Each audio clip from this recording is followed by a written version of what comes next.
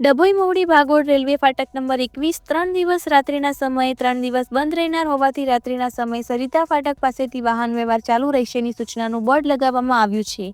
મળતી વિગતો પ્રમાણે ડભોઈ મહુડી ભાગોળ રેલવે ફાટક નંબર 21ની રિપેરિંગ કામગીરી કરવાની હોય રેલવે ફાટક LC નંબર 21 તારીખ 17/12/2024ની રાત્રેથી તારીખ 19/12/2024ના રોજ સુધી 3 દિવસ રાત્રિના 11:30 રાત્રિના 4:30 સુધી બંધ રહેશે। માત્ર રાત્રિ દરમિયાન રેલવે ફાટક પર સમારકામ કામગીરી કરવાની હોય આ સમય દરમિયાન વાહન વ્યવહાર LC number 19X Sarita bridge પરથી વાહન વ્યવહાર ચાલુ રહેશે।